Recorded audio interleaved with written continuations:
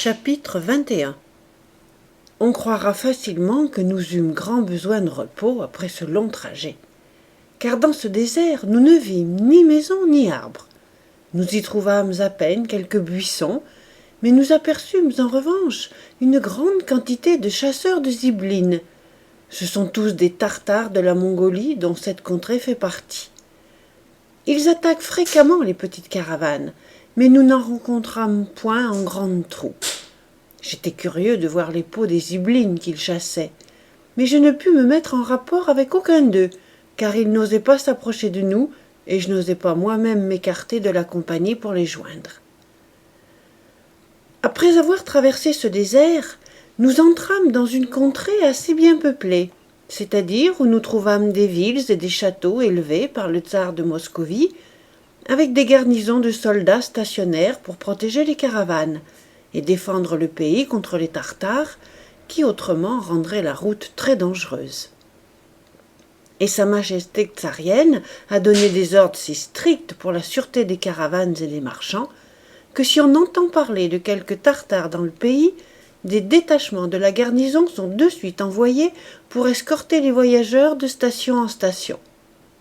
Aussi, le gouverneur d'Adinskoï, auquel j'eus occasion de rendre visite, avec le marchand écossais qui était lié avec nous, nous offrit-il une escorte de 50 hommes, si nous pensions qu'il y eût quelque danger, jusqu'à la prochaine station. Longtemps je m'étais imaginé qu'en approchant de l'Europe, nous trouverions le pays mieux peuplé et le peuple plus civilisé. Je m'étais doublement trompé, car nous avions encore à traverser la nation des Tongouzes, où nous vîmes des marques de paganisme et de barbarie, pour le moins aussi grossières que celles qui nous avaient frappés précédemment. Seulement, comme ces Tongouzes ont été assujettis par les moscovites et entièrement réduits, ils ne sont pas très dangereux. Mais en fait de rudesse de mœurs, d'idolâtrie et de polythéisme, jamais peuple au monde ne les surpassa.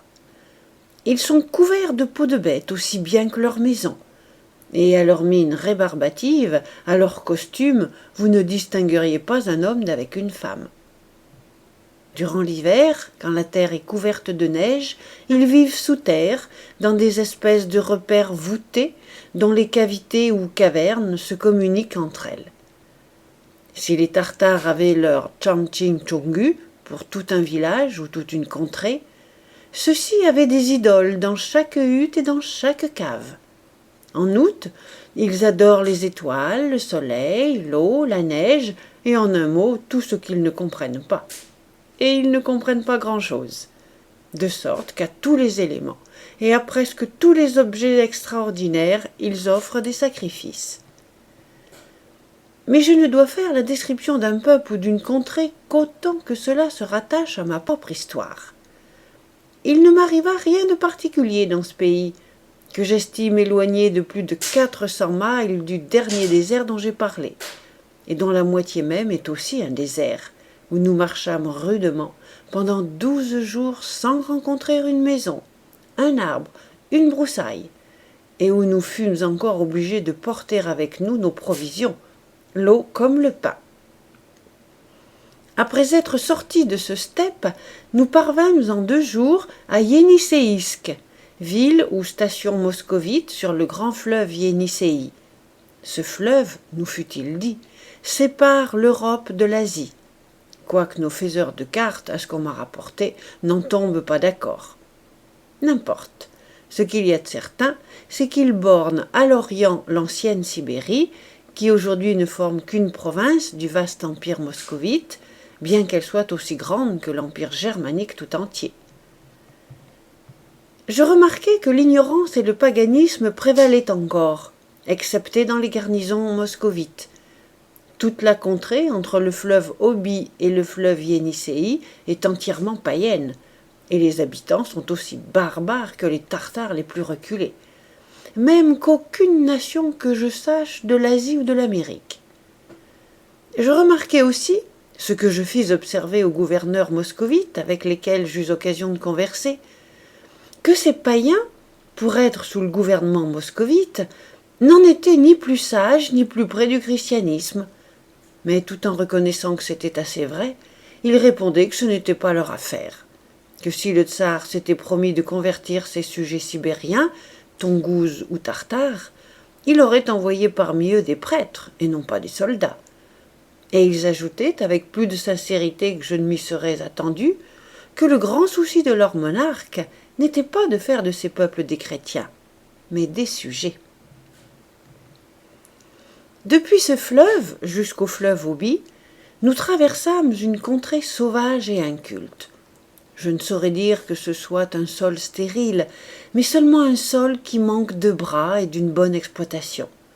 Car autrement, c'est un pays charmant, très fertile et très agréable en soi. Les quelques habitants que nous y trouvâmes étaient tous paysans, excepté ceux qu'on y avait envoyés de Russie, car c'est dans cette contrée, j'entends sur les rives de l'Obi, que sont bannis les criminels moscovites qui ne sont point condamnés à mort. Une fois là, il est presque impossible qu'ils en sortent. Je n'ai rien d'essentiel à dire sur mon compte jusqu'à mon arrivée à Tobolsk, capitale de la Sibérie, où je séjournai assez longtemps pour les raisons suivantes. Il y avait alors près de 7 mois que nous étions en route et l'hiver approchait rapidement. Dans cette conjoncture, sur nos affaires privées, mon partenaire et moi nous tînmes donc un conseil où nous jugeâmes à propos, attendu que nous devions nous rendre en Angleterre et non pas à Moscou, de considérer le parti qu'il nous fallait prendre. On nous avait parlé de traîneaux et de rennes pour nous transporter sur la neige pendant l'hiver, et c'est tout de bon que les Russiens font usage de pareils véhicules, dont les détails sembleraient incroyables si je les rapportais, et au moyen desquels ils voyagent beaucoup plus dans la saison froide qu'ils ne sauraient voyager en été, parce que dans ces traîneaux, ils peuvent courir nuit et jour. Une neige congelée couvrant alors toute la nature, les montagnes, les vallées, les rivières, les lacs, n'offrent plus qu'une surface unie et dure comme la pierre, sur laquelle ils courent sans se mettre nullement en peine de ce qui est dessous. Mais je n'eus pas occasion de faire un voyage de ce genre. Comme je me rendais en Angleterre et non pas à Moscou, j'avais 2 routes à prendre. Il me fallait aller avec la caravane jusqu'à Jaroslav, puis tourner vers l'ouest pour gagner Narva et le golfe de Finlande, et, soit par mer, soit par terre, Danzig, où ma cargaison de marchandises chinoises devait se vendre avantageusement. Ou bien il me fallait laisser la caravane à une petite ville sur la Dvina, d'où par eau je pouvais gagner en 6 jours Archangel, et de là faire voile pour l'Angleterre, la Hollande ou Hambourg.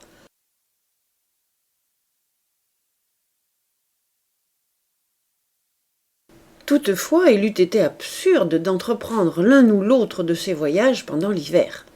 Si je me fusse décidé pour Danzig, la Baltique en cette saison est gelée. Tout passage m'eût été fermé. Et par terre, il est bien moins sûr de voyager dans ces contrées que parmi les Tartares mongols.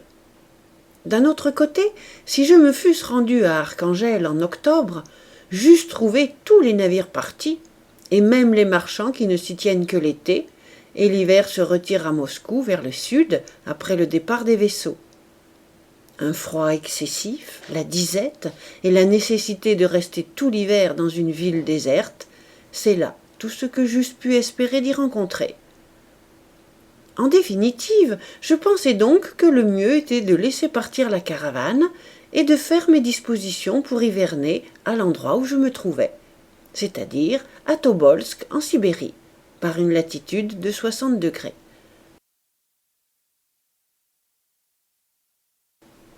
Là, au moins, pour passer un hiver rigoureux, je pouvais faire fond sur 3 choses, savoir l'abondance de toutes les provisions que fournit le pays, une maison chaude avec des combustibles à suffisance et une excellente compagnie. De tout ceci, je parlerai plus au long en son lieu. J'étais alors dans un climat entièrement différent de mon île bien-aimée, où je n'eus jamais froid que dans mes accès de fièvre, où tout au contraire j'avais peine à endurer des habits sur mon dos, où je ne faisais jamais de feu que dehors et pour préparer ma nourriture. Aussi étais-je emmitouflé dans 3 bonnes vestes, avec de grandes robes par-dessus, descendant jusqu'aux pieds et se boutonnant aux poignets, toutes doublées de fourrure pour les rendre suffisamment chaudes. J'avoue que je désapprouve fort notre manière de chauffer les maisons en Angleterre, c'est-à-dire de faire du feu dans chaque chambre, dans des cheminées ouvertes qui, dès que le feu est éteint, laissent l'air intérieur aussi froid que la température. Après avoir pris un appartement dans une bonne maison de la ville, au centre de 6 chambres différentes, je fis construire une cheminée en forme de fourneau, semblable à un poêle. Le tuyau pour le passage de la fumée était d'un côté, la porte ouvrant sur le foyer d'un autre. Toutes les chambres étaient également chauffées, sans qu'on vît aucun feu, juste comme sont chauffés les bains en Angleterre. Par ce moyen, nous avions toujours la même température dans tout le logement, et une chaleur égale se conservait. Quelque froid qu'il fît dehors, il faisait toujours chaud dedans. Cependant, on ne voyait point de feu, et l'on n'était jamais incommodé par la fumée. Mais la chose la plus merveilleuse, c'était qu'il fut possible de trouver bonne compagnie dans une contrée aussi barbare que les parties les plus septentrionales de l'Europe, dans une contrée proche de la mer glaciale et à peu de degrés de la Nouvelle-Zamble. Cependant, comme c'est dans ce pays, ainsi que je l'ai déjà fait remarquer, que sont bannis les criminels d'État moscovites, la ville était pleine de gens de qualité, de princes, de gentilshommes, de colonels, en un mot, de nobles de tout rang, de soldats de tout grade et de courtisans. Il y avait le fameux prince Galifken ou Galovken, son fils, le fameux général Robotyski, plusieurs autres personnages de marque, et quelques dames de haut parage. Par l'intermédiaire de mon négociant écossais, qui toutefois ici se sépara de moi, je fis connaissance avec plusieurs de ces gentilshommes, avec quelques-uns même du premier ordre, et de qui, dans de longues soirées d'hiver pendant lesquelles je restais au logis, je reçus d'agréables visites. Ce fut en causant un soir avec un certain prince banni, un des ex-ministres d'État du Tsar, que la conversation tomba sur mon chapitre. Comme il me racontait une foule de belles choses sur la grandeur, la magnificence, les possessions et le pouvoir absolu de l'empereur des Russiens, je l'interrompis et lui dis que j'avais été un prince plus grand et plus puissant que le tsar de Moscovie, quoique mes États ne fussent pas si étendus, ni mes peuples si nombreux. À ce coup, le seigneur russien eut l'air un peu surpris, et tenant ses yeux attachés sur moi, il commença de s'étonner de ce que j'avançais. Je lui dis que son étonnement cesserait quand je me serais expliqué. D'abord, je lui contai que j'avais à mon entière disposition la vie et la fortune de mes sujets, que nonobstant mon pouvoir absolu, je n'avais pas eu un seul individu mécontent de mon gouvernement ou de ma personne dans toutes mes possessions. Là-dessus, il secoua la tête et me dit qu'en cela je surpassais tout de bon le tsar de Moscovie. Me reprenant, j'ajoutai que toutes les terres de mon royaume m'appartenaient en propre, que tous mes sujets étaient non seulement mes tenanciers, mais mes tenanciers à volonté, qu'ils se seraient tous battus pour moi jusqu'à la dernière goutte de leur sang, et que jamais tyran, car pour tel je me reconnaissais, n'avait été si universellement aimé, et cependant si horriblement redouté de ses sujets. Après avoir amusé quelque temps la compagnie de ces énigmes gouvernementales, je lui en dis un mot. Je lui fis au long l'histoire de ma vie dans l'île et de la manière dont je m'y gouvernais, et gouvernais le peuple rangé sous moi, juste comme je l'ai rédigé depuis. On fut excessivement touché de cette histoire, et surtout le prince, qui me dit avec un soupir que la véritable grandeur ici-bas était d'être son propre maître, qu'il n'aurait pas échangé une condition telle que la mienne contre celle du tsar de Moscovie, qu'il trouvait plus de félicité dans la retraite à laquelle il semblait condamné en cet exil qu'il n'en avait jamais trouvé dans la plus haute autorité dont il avait joui à la cour de son maître le tsar. Que le comble de la sagesse humaine était de ployer notre humeur aux circonstances et de nous faire un calme intérieur sous le poids des plus grandes tempêtes.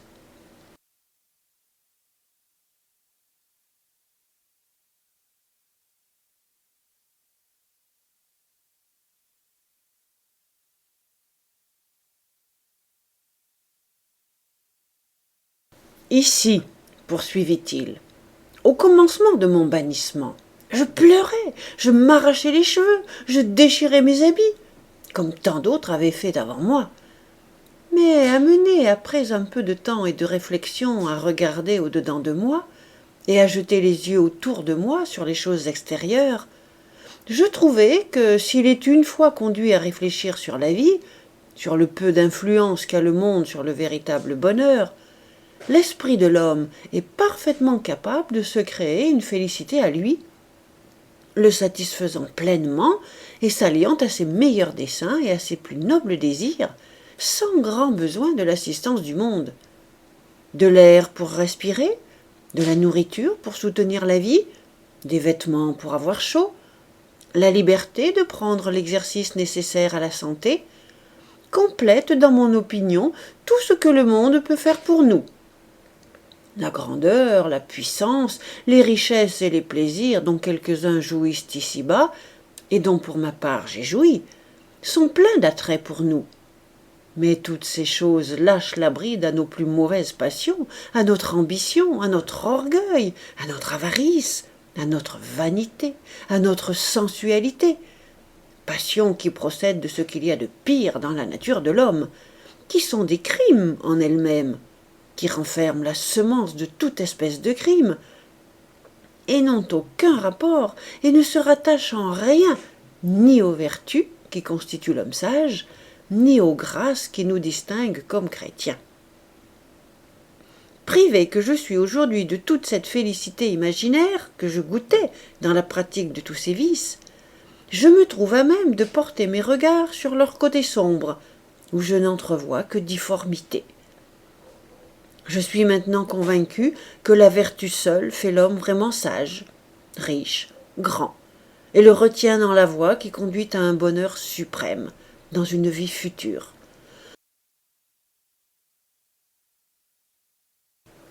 Et en cela, ne suis-je pas plus heureux dans mon exil que ne le sont mes ennemis, en pleine possession des biens et du pouvoir que je leur ai abandonnés ?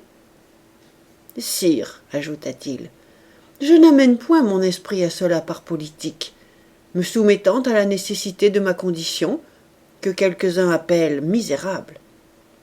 Non, si je ne m'abuse pas trop sur moi-même, je ne voudrais pas m'en retourner. Non, quand bien même le tsar mon maître me rappellerait et m'offrirait de me rétablir dans toute ma grandeur passée. Non, dis-je, je ne voudrais pas m'en retourner. Pas plus que mon âme, je pense, quand elle sera délivrée de sa prison corporelle, et aura goûté la félicité glorieuse qu'elle doit trouver au-delà de la vie, ne voudra retourner à la geôle de chair et de sang qui l'enferme aujourd'hui, et abandonner les cieux pour se replonger dans la fange et l'ordure des affaires humaines. Il prononça ces paroles avec tant de chaleur et d'effusion, tant d'émotion se trahissait dans son maintien, qu'il était visible que c'étaient là les vrais sentiments de son âme.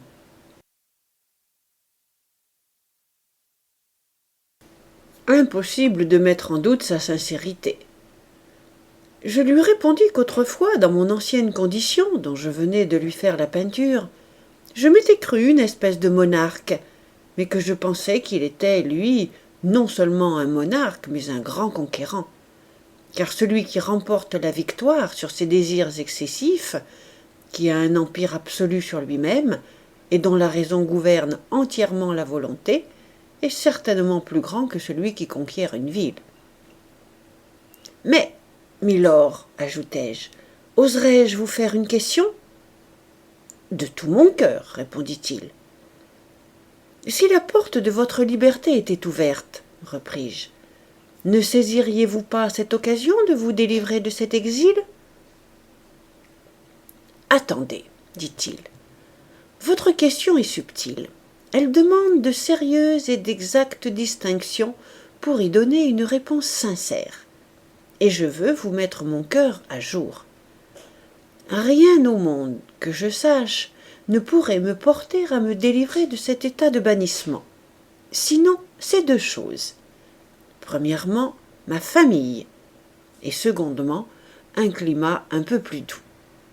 Mais je vous proteste que pour retourner aux pompes de la cour, à la gloire, au pouvoir, au tracas d'un ministre d'État, à l'opulence, au faste et au plaisir, c'est-à-dire aux folies d'un courtisan, si mon maître m'envoyait aujourd'hui la nouvelle qu'il me rend tout ce dont il m'a dépouillé, je vous proteste, dis-je, si je me connais bien, que je ne voudrais pas abandonner ce désert, ces solitudes et ces lacs glacés pour le palais de Moscou. Mais, milord, repris-je, peut-être n'êtes-vous pas seulement banni des plaisirs de la cour, du pouvoir, de l'autorité et de l'opulence dont vous jouissiez autrefois. Vous pouvez être aussi privé de quelques-unes des commodités de la vie. Vos terres sont peut-être confisquées, vos biens pillés, et ce qui vous est laissé ici ne suffit peut-être pas aux besoins ordinaires de la vie. Oui, me répliqua-t-il, si vous me considérez comme un seigneur ou un prince, comme dans le fait je le suis. Mais veuillez ne voir en moi simplement qu'un homme, une créature humaine que rien ne distingue d'avec la foule. Et il vous sera évident que je ne puis sentir aucun besoin, à moins que je ne sois visité par quelque maladie ou quelque infirmité. Pour mettre toutefois la question hors de doute, voyez notre manière de vivre.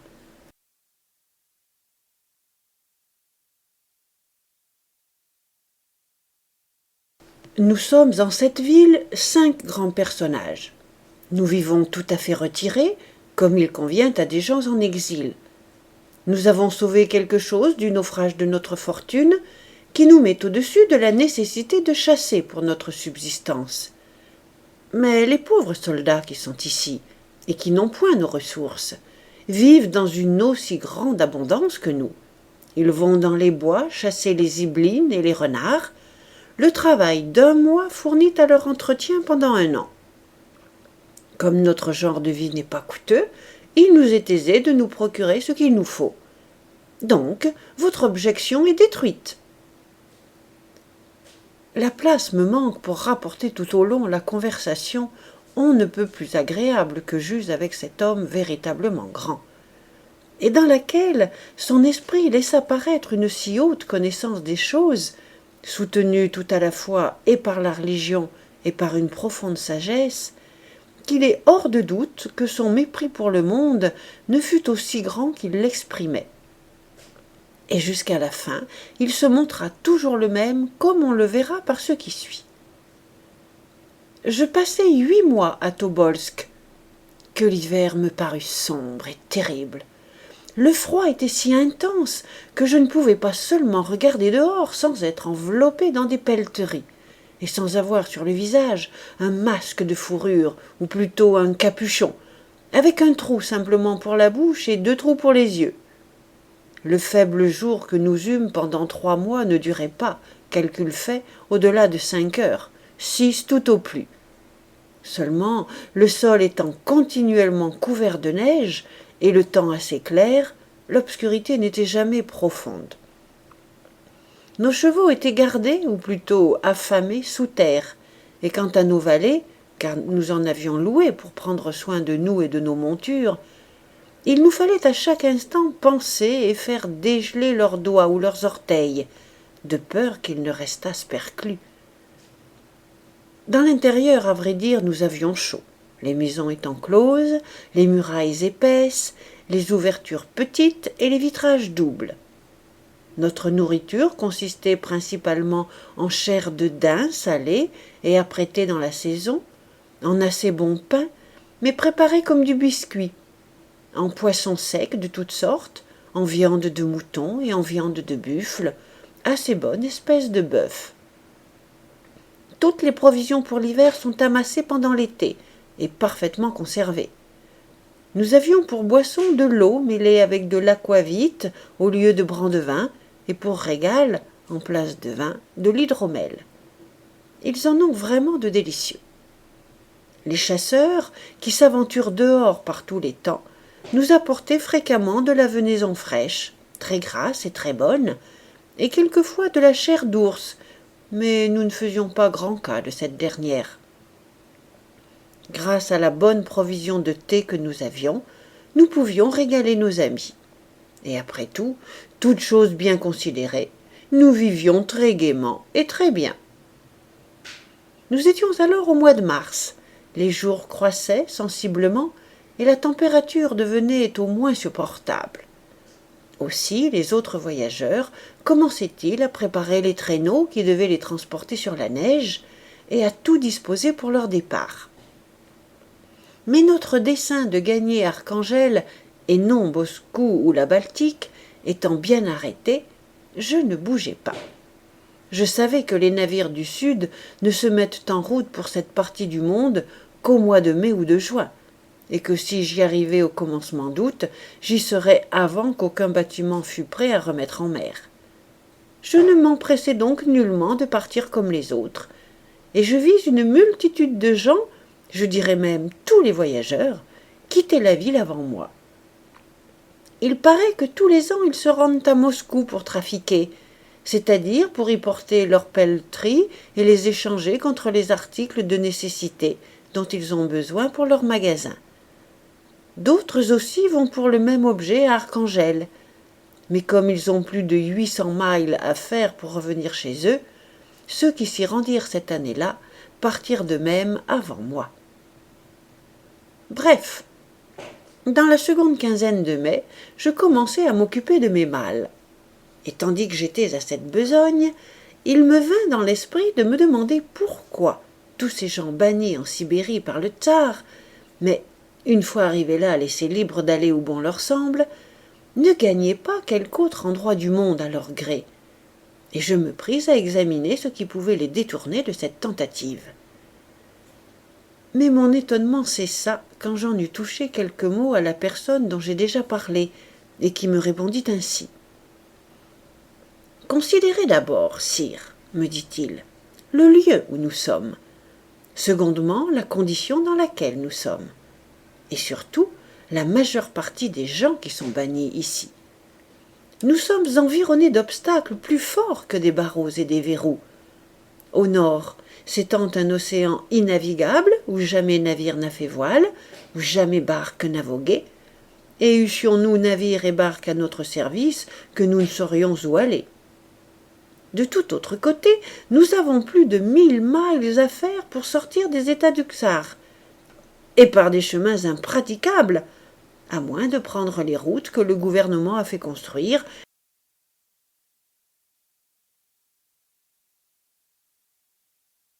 et qui traversent les villes où ses troupes tiennent garnison.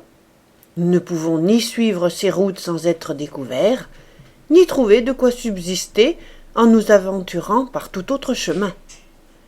Ce serait donc en vain que nous tenterions de nous enfuir. » Là-dessus, je fus réduit au silence, et je compris qu'ils étaient dans une prison tout aussi sûre que s'ils eussent été renfermés dans le château de Moscou. Cependant, il me vint la pensée que je pourrais fort bien devenir l'instrument de la délivrance de cet excellent homme, et qu'il me serait très aisé de l'emmener, puisque dans le pays on n'exerçait point sur lui de surveillance. Après avoir roulé cette idée dans ma tête quelques instants, je lui dis que je n'allais pas à Moscou, mais à Archangel, et que je voyageais à la manière des caravanes, ce qui me permettait de ne pas coucher dans les stations militaires du désert, et de camper chaque nuit où je voulais. Nous pourrions facilement gagner sans malencontre cette ville où je le mettrais immédiatement en sûreté à bord d'un vaisseau anglais ou hollandais qui nous transporterait tous deux à bon port. Quant à votre subsistance et aux autres détails, ajoutai-je, je m'en chargerai jusqu'à ce que vous puissiez faire mieux vous-même. Il m'écouta très attentivement et me regarda fixement tout le temps que je parlais. Je pus même voir sur son visage que mes paroles jetaient son esprit dans une grande émotion. Sa couleur changeait à tout moment, ses yeux s'enflammaient, toute sa contenance trahissait l'agitation de son cœur. Il ne put me répliquer immédiatement quand j'eus fini. On eût dit qu'il attendait ce qu'il devait répondre. Enfin, après un moment de silence, il m'embrassa en s'écriant « Malheureux que nous sommes, infortunées créatures ! Il faut donc que même les plus grands actes de l'amitié soient pour nous des occasions de chute. Il faut donc que nous soyons les tentateurs l'un de l'autre. Mon cher ami, continua-t-il, votre offre est si honnête, si désintéressée, si bienveillante pour moi, qu'il faudrait que j'eusse une bien faible connaissance du monde, si tout à la fois je ne m'en étonnais pas et ne reconnaissais pas l'obligation que je vous en ai. Mais croyez-vous que j'ai été sincère dans ce que je vous ai si souvent dit de mon mépris pour le monde? Croyez-vous que je vous ai parlé du fond de l'âme, et qu'en cet exil je sois réellement parvenu à ce degré de félicité qui m'a placé au-dessus de tout ce que le monde pouvait me donner et pouvait faire pour moi? Croyez-vous que j'étais franc quand je vous ai dit que je ne voudrais pas m'en retourner? Fussé-je rappelé pour redevenir tout ce que j'étais autrefois à la cour, et pour rentrer dans la faveur du tsar mon maître? Croyez-vous, mon ami, que je sois un honnête homme, ou pensez-vous que je sois un orgueilleux hypocrite? Ici il s'arrêta, comme pour écouter ce que je répondrais. Mais je reconnus bientôt que c'était l'effet de la vive émotion de ses esprits. Son cœur était plein, il ne pouvait poursuivre. Je fus, je l'avoue, aussi frappé de ses sentiments qu'étonné de trouver un tel homme, et j'essayai de quelques arguments pour le pousser à recouvrer sa liberté. Je lui représentai qu'il devait considérer ceci comme une porte que lui ouvrait le ciel pour sa délivrance, comme une sommation que lui faisait la Providence, qui, dans sa sollicitude, dispose tous les événements pour qu'il eût à améliorer son état et à se rendre utile dans le monde. Ayant eu le temps de se remettre, « Que savez-vous, sire ?» me dit-il vivement. « Si au lieu d'une injonction de la part du ciel, ce n'est pas une instigation de toute autre part me représentant sous des couleurs attrayantes, comme une grande félicité, une délivrance qui peut être en elle-même un piège pour m'entraîner à ma ruine. Ici, je ne suis point en proie à la tentation de retourner à mon ancienne misérable grandeur. Ailleurs, je ne suis pas sûr que toutes les semences d'orgueil, d'ambition, d'avarice et de luxure que je sais au fond de mon cœur ne puissent se raviver, prendre racine, en un mot, m'accabler de rechef. Et alors, l'heureux prisonnier que vous voyez maintenant, maître de la liberté de son âme, deviendrait, en pleine possession de toute liberté personnelle, le misérable esclave de ses sens. Généreux ami, laissez-moi dans cette heureuse captivité, éloigné de toute occasion de chute, plutôt que de m'exciter à pourchasser une ombre de liberté, aux dépens de la liberté de ma raison, et aux dépens du bonheur futur que j'ai aujourd'hui en perspective, et qu'alors, j'en ai peur, je perdrai totalement de vue, car je suis de chair, car je suis un homme, rien qu'un homme, car je ne suis pas plus qu'un autre à l'abri des passions. Oh, ne soyez pas à la fois mon ami et mon tentateur. » Si j'avais été surpris d'abord, je devins alors tout à fait muet, et je restai là à le contempler dans le silence et l'admiration. Le combat que soutenait son âme était si grand que malgré le froid excessif, il était tout en sueur. Je vis que son esprit avait besoin de retrouver du calme. Aussi je lui dis en 2 mots que je le laissais réfléchir, que je reviendrais le voir, et je regagnai mon logis. Environ 2 heures après, j'entendis quelqu'un à la porte de la chambre, et je me levai pour aller ouvrir, quand il l'ouvrit lui-même et entra. « Mon cher ami, me dit-il, vous m'aviez presque vaincu, mais je suis revenu à moi. Ne trouvez pas mauvais que je me défende de votre offre. Je vous assure que ce n'est pas que je ne sois pénétré de votre bonté. Je viens pour vous exprimer la plus sincère reconnaissance, mais j'espère avoir remporté une victoire sur moi-même. »« Milord, lui répondis-je, j'aime à croire que vous êtes pleinement assuré que vous ne résistez pas à la voix du ciel. »« Sire, reprit-il, Si c'eût été de la part du ciel, la même influence céleste m'eût poussé à l'accepter. Mais j'espère, mais je demeure bien convaincu que c'est de par le ciel que je m'en excuse, et quand nous nous séparerons, ce ne sera pas une petite satisfaction pour moi de penser que vous m'aurez laissé honnête homme, sinon homme libre. Je ne pouvais plus qu'acquiescer et lui protester que dans tout cela, mon unique but avait été de le servir. Il m'embrassa très affectueusement en m'assurant qu'il en était convaincu et qu'il en serait toujours reconnaissant. Puis il m'offrit un très beau présent de zibeline, trop magnifique vraiment pour que je pusse l'accepter d'un homme dans sa position, et que j'aurais refusé s'il ne s'y fût opposé.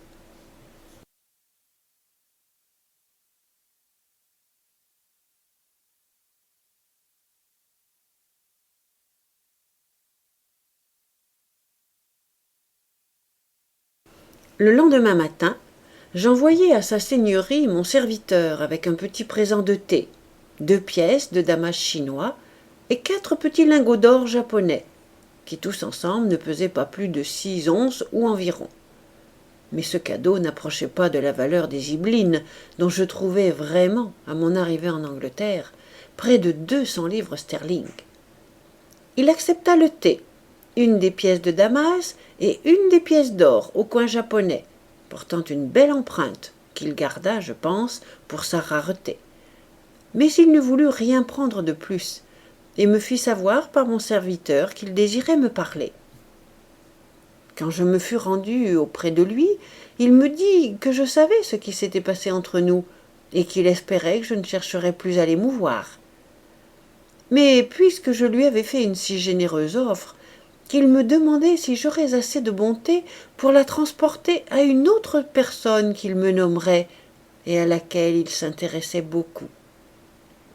Je lui répondis que je ne pouvais dire que je fusse porté à faire autant pour un autre que pour lui, pour qui j'avais conçu une estime toute particulière, et que j'aurais été ravi de délivrer. Cependant, s'il lui plaisait de me nommer la personne, que je lui rendrais réponse, et que j'espérais qu'il ne m'en voudrait pas, si elle ne lui était point agréable. Sur ce, il me dit qu'il s'agissait de son fils unique, qui, bien que je ne l'eusse pas vu, se trouvait dans la même situation que lui, environ à 200 miles plus loin, de l'autre côté de l'Oby.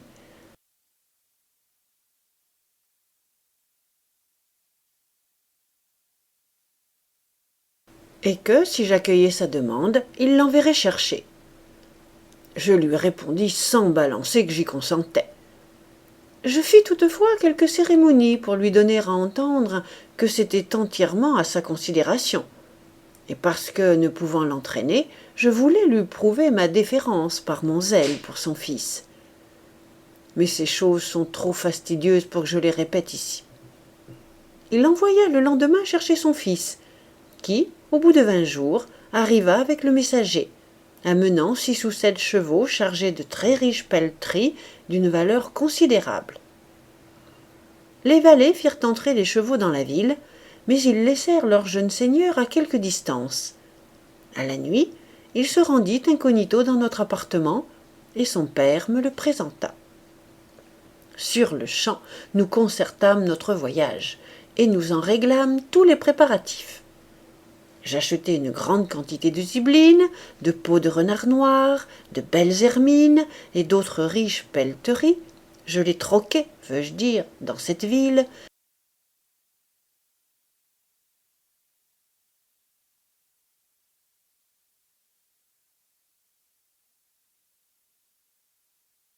contre quelques-unes des marchandises que j'avais apportées de Chine, particulièrement contre des clous de girofle, des noix muscades, dont je vendis là une grande partie, et le reste plus tard à Archangel, beaucoup plus avantageusement que je ne l'eusse fait à Londres. Aussi mon partenaire, qui était fort sensible au profit, et pour qui le négoce était chose plus importante que pour moi, fut-il excessivement satisfait de notre séjour en ce lieu, à cause du trafic que nous y fîmes. Ce fut au commencement de juin que je quittai cette place reculée, cette ville dont, je crois, on entend peu parler dans le monde. Elle est, par le fait, si éloignée de toutes les routes du commerce que je ne vois pas pourquoi on s'en entretiendrait beaucoup. Nous ne formions plus alors qu'une très petite caravane, composée seulement de 32 chevaux et chameaux. Tous passaient pour être à moi, quoique 11 d'entre eux appartinssent à mon nouvel hôte. Il était donc très naturel, après cela, que je m'attachasse à un plus grand nombre de domestiques. Le jeune seigneur passa pour mon intendant. Pour quel grand personnage passai-je moi-même, je ne sais. Je ne pris pas la peine de m'en informer. Nous eûmes ici à traverser le plus détestable et le plus grand désert que nous eussions rencontré dans tout le voyage. Je dis le plus détestable parce que le chemin était creux en quelques endroits et très inégal dans d'autres. Nous nous consolions en pensant que nous n'avions à redouter ni troupes de Tartares ni brigands, que jamais ils ne venaient sur ce côté de l'Oby, ou du moins très rarement. Mais nous nous mécomptions. Mon jeune seigneur avait avec lui un fidèle valet moscovite, ou plutôt sibérien, qui connaissait parfaitement le pays, et qui nous conduisit par des chemins détournés pour que nous évitassions d'entrer dans les principales villes échelonnées sur la grande route, celles de Tumen, Soloï-Kamaskoï et plusieurs autres, parce que les garnisons moscovites qui s'y trouvent examinent scrupuleusement les voyageurs, de peur que quelque exilé de marque parvienne à rentrer en Moscovie. Mais si, par ce moyen, nous évitions toute recherche, en revanche, nous faisions tout notre voyage dans le désert, et nous étions obligés de camper et de coucher sous nos tentes, tandis que nous pouvions avoir de bons logements dans les villes de la route. Le jeune seigneur le sentait si bien qu'il ne voulait pas nous permettre de coucher dehors, quand nous venions à rencontrer quelque bourg sur notre chemin. Il se retirait seul avec son domestique et passait la nuit en plein air dans les bois, puis le lendemain il nous rejoignait au rendez-vous. Nous entrâmes en Europe en passant le fleuve Kama, qui, dans cette région, sépare l'Europe de l'Asie. La première ville sur le côté européen s'appelle Soloï-Kamaskoï, ce qui veut dire la grande ville sur le fleuve Kama.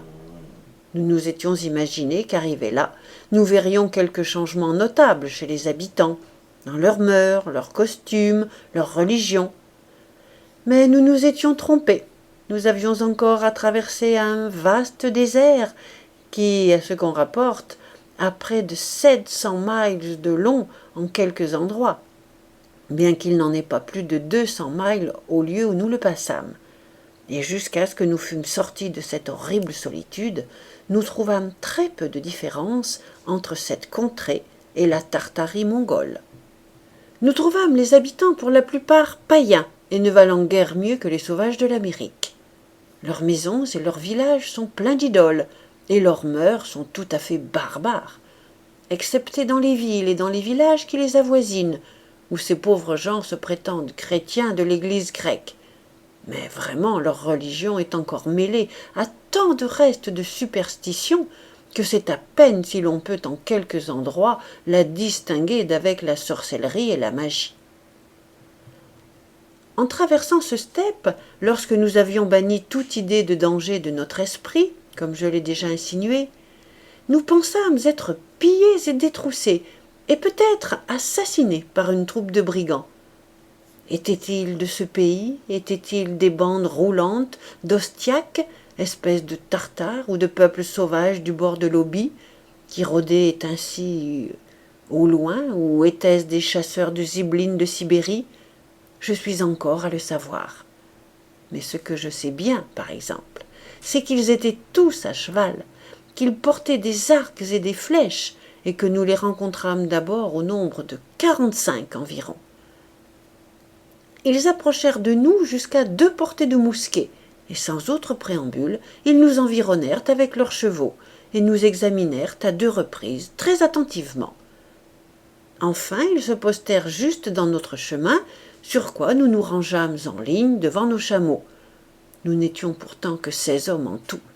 Et ainsi rangés, nous fîmes halte et dépêchâmes le valet sibérien au service du jeune seigneur pour voir quelle engeance c'était. Son maître le laissa aller d'autant plus volontiers qu'il avait une vive appréhension que ce ne fût une troupe de Sibériens envoyés à sa poursuite.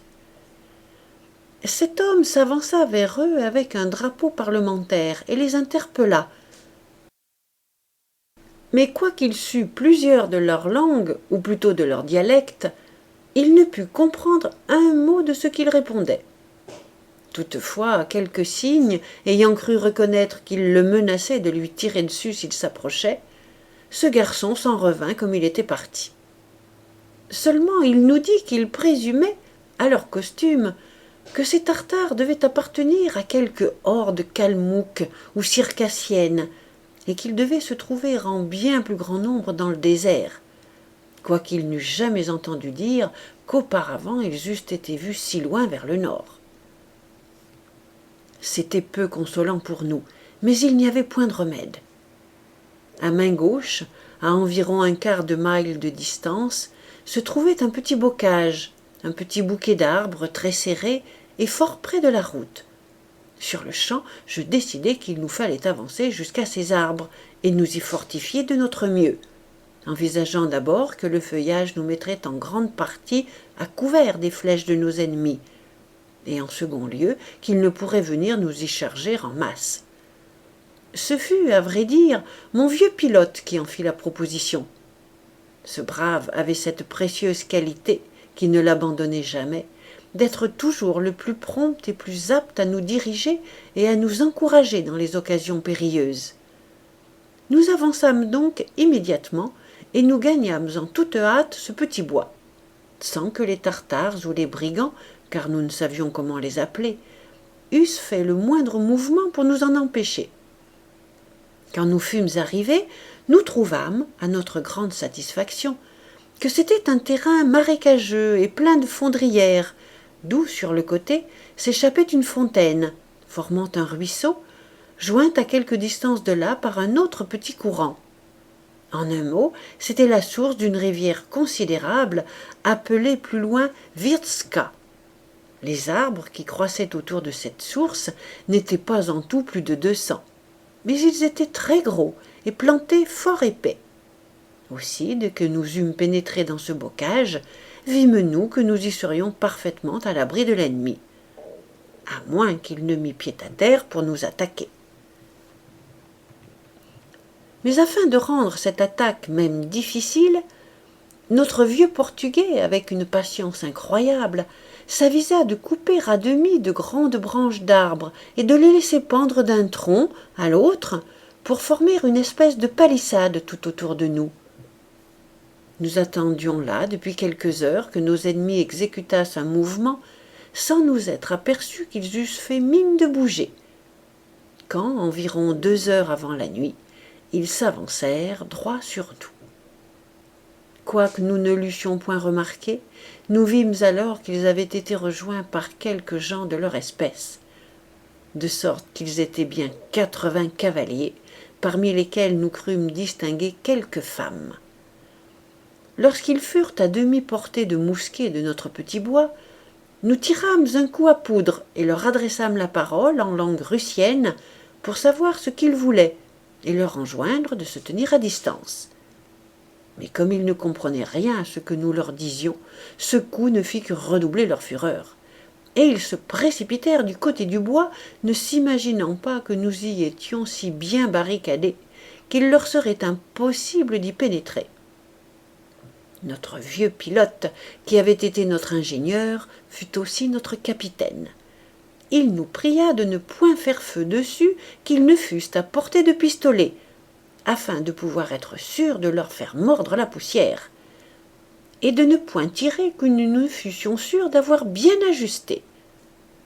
Nous nous en remîmes à son commandement, mais il différa si longtemps le signal que quelques-uns de nos adversaires n'étaient pas éloignés de nous de la longueur de 2 piques quand nous leur envoyâmes notre décharge.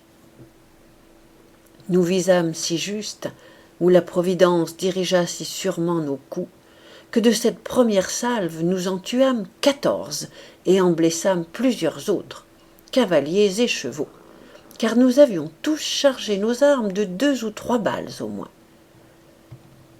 Ils furent terriblement surpris de notre feu, et se retirèrent immédiatement à environ une centaine de verges. Ayant profité de ce moment pour recharger nos armes, et voyant qu'ils se tenaient à cette distance, nous fîmes une sortie et nous attrapâmes 4 ou 5 de leurs chevaux, dont nous supposâmes que les cavaliers avaient été tués. Au corps resté sur la place, nous reconnûmes de suite que ces gens étaient des Tartares.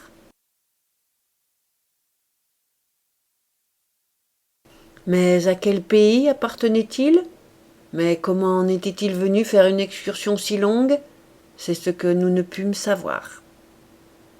Environ 1 heure après, ils firent un second mouvement pour nous attaquer, et galopèrent autour de notre petit bois pour voir s'ils pourraient y pénétrer par quelque autre point. Mais nous trouvant toujours prêts à leur faire face, ils se retirèrent de nouveau. Sur quoi, nous résolûmes de ne pas bouger de là pour cette nuit. Nous dormîmes peu, soyez sûrs. Nous passâmes la plus grande partie de la nuit à fortifier notre assiette et barricader toutes les percées du bois. Puis, faisant une garde sévère, nous attendîmes le jour. Mais, quand il parut, il nous fit faire une fâcheuse découverte, car l'ennemi que nous pensions découragé par la réception de la veille s'était renforcé de plus de 200 hommes et avait dressé 11 ou 12 huttes comme s'il était déterminé à nous assiéger. Ce petit camp était planté en pleine campagne, à 3/4 de mille de nous environ. Nous fûmes tout de bon grandement surpris à cette découverte. Et j'avoue que je me tins alors pour perdu, moi et tout ce que j'avais. La perte de mes effets, bien qu'ils fussent considérables, me touchait moins que la pensée de tomber entre les mains de pareils barbares. Tout à la fin de mon voyage, après avoir traversé tant d'obstacles et de hasards, et même en vue du port où nous espérions sûreté et délivrance. Quant à mon partenaire, il enrageait. Il protestait que la perte de ses marchandises serait sa ruine, qu'il aimait mieux mourir que d'être réduit à la misère, et qu'il voulait combattre jusqu'à la dernière goutte de son sang. Le jeune seigneur, brave au possible, voulait aussi combattre jusqu'au dernier soupir. Et mon vieux pilote avait pour opinion que nous pouvions résister à nos ennemis, postés comme nous l'étions. Toute la journée se passa ainsi en discussion sur ce que nous devions faire. Mais vers le soir, nous nous aperçûmes que le nombre de nos ennemis s'était encore accru. Comme ils rôdaient en plusieurs bandes à la recherche de quelque proie, peut-être la première bande avait-elle envoyé des exprès pour demander du secours et donner avis aux autres du butin qu'elle avait découvert, et rien ne nous disait que le lendemain ils ne seraient pas encore en plus grand nombre. Aussi commençai-je à m'enquérir auprès des gens que nous avions amenés de Tobolsk s'il n'y avait pas d'autres chemins, des chemins plus détournés, par lesquels nous puissions échapper à ces drôles pendant la nuit, puis nous réfugier dans quelque ville où nous procurer une escorte pour nous protéger dans le désert. Le Sibérien, domestique du jeune seigneur, nous dit que si nous avions le dessein de nous retirer et non pas de combattre, il se chargerait à la nuit de nous faire prendre un chemin conduisant au nord vers la rivière Petraz, par lequel nous pourrions indubitablement nous évader, sans que les Tartares y vissent goutte. Mais il ajouta que son seigneur lui avait dit qu'il ne voulait pas s'enfuir, qu'il aimait mieux combattre. Je lui répondis qu'il se méprenait sur son seigneur, qui était un homme trop sage pour vouloir se battre pour le plaisir de se battre, que son seigneur avait déjà donné des preuves de sa bravoure et que je le tenais pour brave, mais que son seigneur avait trop de sens pour désirer mettre aux prises 17 ou 18 hommes avec 500, à moins d'une nécessité inévitable. « Si vous pensez réellement, ajoutai-je, qu'il nous soit possible de nous échapper cette nuit, nous n'avons rien de mieux à faire. »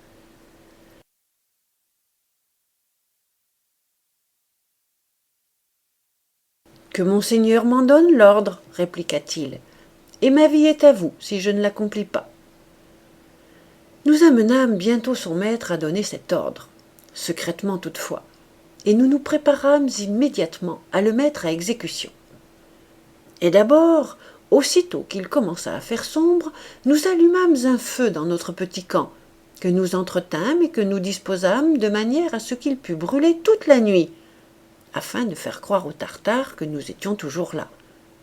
Puis, dès qu'il fit noir, c'est-à-dire dès que nous pûmes voir les étoiles, car notre guide ne voulut pas bouger auparavant, tous nos chevaux et nos chameaux se trouvant prêts et chargés, nous suivîmes notre nouveau guide, qui, je ne tardai pas à m'en apercevoir, se guidait lui-même sur l'étoile polaire, tout le pays ne formant jusqu'au loin qu'une vaste plaine. Quand nous eûmes marché rudement pendant 2 heures, le ciel, non pas qu'il eût été bien sombre jusque-là, commença à s'éclaircir, la lune se leva, et bref, il fit plus clair que nous ne l'aurions souhaité. Vers 6 heures du matin, nous avions fait près de 40 miles. À vrai dire, nous avions éreinté nos chevaux. Nous trouvâmes alors un village russien nommé Kirmasinskoï, où nous nous arrêtâmes tout le jour.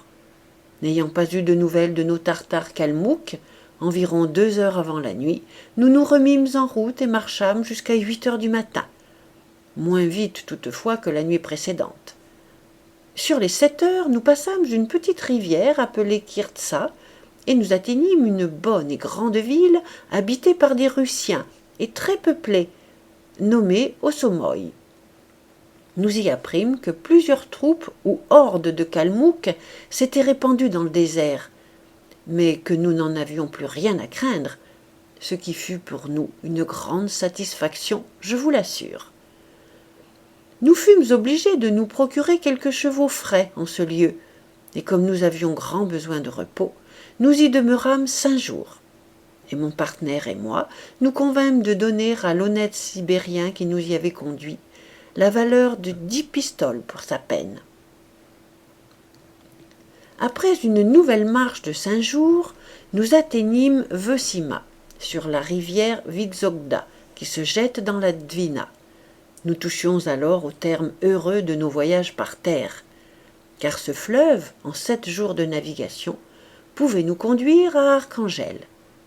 De Vesima, nous nous rendîmes à Lorenskoï, au confluent de la rivière, le 3 juillet, où nous nous procurâmes 2 bateaux de transport et une barge pour notre propre commodité. Nous nous embarquâmes le 7 et nous arrivâmes tous, sains et saufs, à Arkhangel le 18, après avoir été 1 an, 5 mois et 3 jours en voyage, y compris notre station de 8 mois et quelques jours à Tobolsk. Nous fûmes obligés d'y attendre 6 semaines l'arrivée des navires, et nous eussions attendu plus longtemps si un navire hambourgeois n'eût devancé de plus d'1 mois tous les vaisseaux anglais. Considérant alors que nous pourrions nous défaire de nos marchandises aussi avantageusement à Hambourg qu'à Londres, nous prîmes tous passage sur ce bâtiment. Une fois nos effets à bord, pour en avoir soin, rien ne fut plus naturel que d'y placer mon intendant, le jeune seigneur, qui, par ce moyen, put se tenir caché parfaitement. Tout le temps que nous séjournâmes encore, il ne remit plus le pied à terre, craignant de se montrer dans la ville, où quelques-uns des marchands moscovites l'eussent certainement vu et reconnu.